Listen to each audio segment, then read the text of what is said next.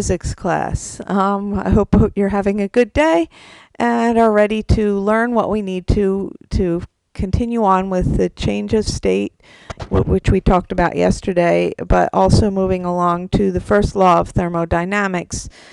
Today we'll work on the first law of thermodynamics and then moving on tomorrow into the second law of thermodynamics and finishing up the chapter. Okay, super important though for you guys. You have a responsibility to watch not just this video, but a second video. So that second video that you're going to watch today, you're going to need to make sure that you set aside time for it. It's an 8-minute video. It is excellent, way better than what I'm talking about right now. But what I need you to do is have in your mindset that there is a second thing to do. Okay. All right. So 2 ways to increase thermal energy in a system. Okay. We're talking about closed, isolated systems where you could put some things together in a calorimeter, and together they would try to get into thermal equilibrium. But there's sometimes you just need to add energy into a system. You can do that by adding heat or by doing work on the system. The first law of thermodynamics says that that increase comes from the sum of the heat and the work done on the system. It really is just restating the idea that you're not going to gain or lose heat, or you're not going to gain or lose energy. Energy is consistent. However, if you have something coming from the outside of the system, then you can change it by either doing work or adding the heat or the thermal energy. Okay, so mechanical energy can turn into heat very easily. If you ever have rubbed your hands together to make heat, usually when I say that, students start doing that just because you can't help it because you thought of it. But you can turn mechanical energy movement into heat very easily. Okay, that's a natural thing to happen. However, the other things that have been developed that deal with changes in heat and changing heat to motion and other things, they had to be developed. They had to be done on purpose. A heat engine is just something that's used to take thermal energy and turn it into mechanical energy, or turn that heat into motion, or at least the thermal energy, even if it's not necessarily getting hotter. In your car, the internal combustion engine is what does this. Okay, and they work by having a high temperature source and a low temperature receptacle, so the heat is going to be flowing from the high temperature to the low temperature, and as it flows, that it's going to create some motion, okay, as it goes from the high temperature place to the low temperature place. You've got combustion, meaning little tiny explosions happening in the car, and as they happen, the heat's going to the high temperature source to a low temperature receptacle and causing that motion, which allows the car to move. Now there's a lot of leftover energy that can't be converted into mechanical energy, and it's called waste heat. Okay, that waste heat is something natural, something that just occurs. You can't have energy created or destroyed, but there's a lot of heat that comes because the engine is working. That's why you need to have a good cooling system in your car. Okay, you need to have a good radiator that's going to take that heat, that waste heat, and it's going to cool it down by some kind of coolant, water or antifreeze, and so it cools it down so that it's absorbed into that. We know from before that water is really good at absorbing heat and then not getting too high of a temperature, because if your car gets too hot, those moving parts are going to seize. Your engine will basically melt together, and then your engine is never going to work again. So when your engine light comes on as far as getting too hot, you have to take that seriously, or you will not have a working car anymore. Engines are ridiculously expensive to replace, so that waste heat, super important to be aware of it. Okay. All right, so refrigerators and heat pumps work in a slightly different way, okay?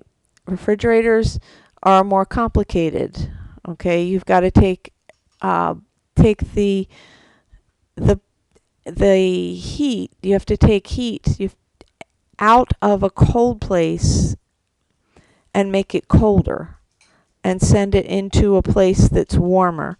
And this goes completely against the idea of the first law of thermodynamics, but it can be done because we have changes of state happening, but it's not going to happen naturally. It did take a long time for people to develop this technology to be able to do it using the laws of energy and movement and taking into account all of these things. They were able to make it work.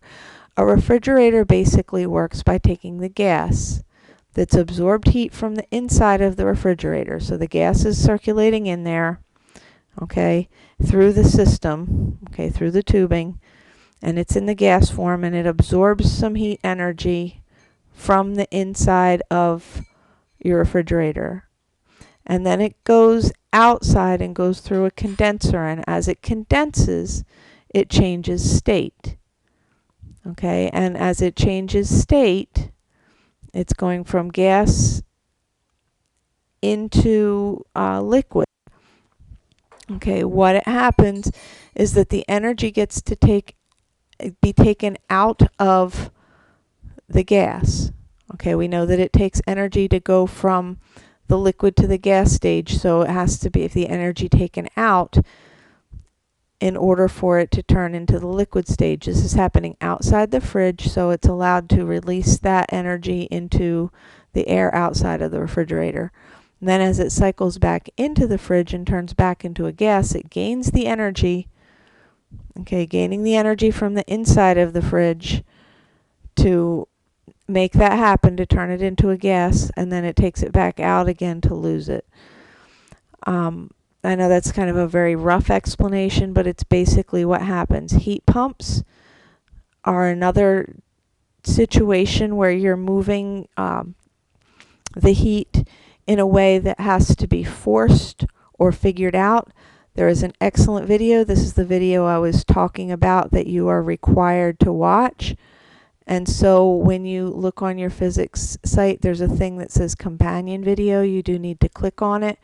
And when you go there and you figure out on YouTube how a heat pump works by this old house, it's a very good video. It's about 8 minutes long, but I do need you to watch it. It's much more interesting than just seeing words on a page and hearing me talk about it. So you need to make sure you're doing that. All right. First law of thermodynamics does not allow for three things to happen spontaneously. Keyword here is spontaneously. Okay? So in other words, unless you do something specific, these things are not going to happen. First of all, what's not going to happen is energy flowing from a cold object to a warm one. Under natural normal conditions, it's going to go from a warm object to a cold object to try and get into thermal equilibrium. Okay, that's all. So first law of thermodynamics does not allow for this. You can do certain things like I just talked about. However, they use the laws, but it's got to be forced. It's not happening just randomly. Okay, second thing that's not going to happen naturally is all the heat energy is turned into mechanical energy with no waste heat. Okay, in natural circumstances, you have to have waste heat. Okay, if you've got heat energy turning into mechanical energy, heat turning into motion. Okay, and you can see evidences of that heat turning into motion. Sometimes you see that in nature even, but there's always going to be waste heat. And another thing that's not going to happen spontaneously is that you're not going to have randomly distributed particles lining up into ordered patterns. Okay, so you're not going to get a nice crystalline solid from a gas randomly if you're adding heat energy to it. Okay, they're not going to line up into ordered patterns, okay, for that. Okay, you've got to have something happening. So these are three things that do not happen spontaneously with the first law of thermodynamics. So you need to keep them in the back of your mind as we finish up today. Okay, so that's all I have to say. Now go click on that link and watch that really excellent video. Learn about heat pumps. You're definitely going to have a place to live at some point in your life. It's kind of good to be educated so that you'll be able to make wise decisions as far as what makes sense with costs and efficiency and those type of things. This video though tells you basically how it works in a very interesting way. Okay, that's it. That's all I have for you today. Have a really, really good, blessed, wonderful day.